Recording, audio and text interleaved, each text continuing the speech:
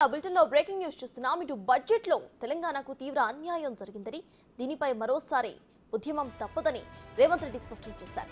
ఇవాళ జరిగే అసెంబ్లీ ప్రశ్నోత్తరాల తరువాత బడ్జెట్లో తెలంగాణకు అన్యాయం అనే అంశంపై ప్రత్యేక చర్చ పెడతామని అన్నారు రేవంత్.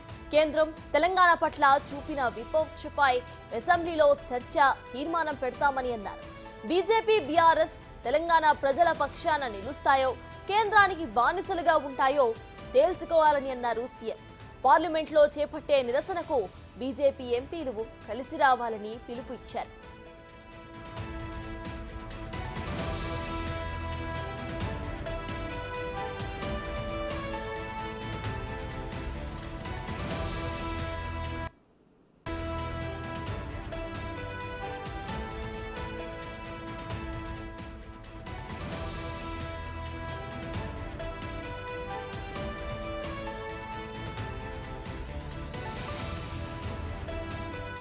లెజిస్లేటివ్ అఫైర్స్ మినిస్టర్ మిత్రుడు శ్రీధర్ బాబు గారికి నేను సూచన చేస్తున్నా, ఈ వివక్షను, ఈ కక్షాపూరితమైన వ్యవహారాన్ని తిరస్కరిస్తూ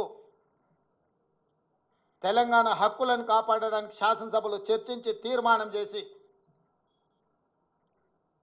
అధికారికంగా ప్రధానమంత్రి గారికి తెలియజేయడానికి అవసరమైన అన్ని రకాల చర్యలను రేపు శాసనసభలో మీరు బాధ్యత తీసుకొని క్వశ్చన్ అవర్ తర్వాత దీని మీద చర్చకు ఉపక్రమించండి అని చెప్పి మా సహచర మంత్రుడికి నేను సూచన చేస్తున్నా.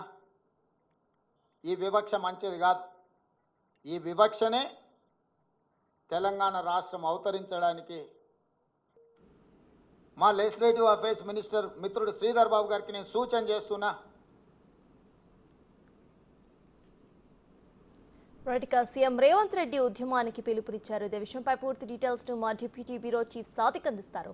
సాదిక్, చెప్పండి, ప్రజెంట్ అక్కడ అప్డేట్స్ ఏంటి? ఇటు బీజేపీ బీఆర్ఎస్ వాళ్ళు కూడా కలిసి రావాలి, ఉద్యమంలో పాల్గొవాలి అంటూ కూడా ఇటు రేవంత్ రెడ్డి చెప్పడం మనం చూస్తున్నాము. ప్రజెంట్ అప్డేట్స్ ఏంటి? బీఆర్ఎస్ నేతలు ఇక బీజేపీ నేతలు ఏమంటున్నారు?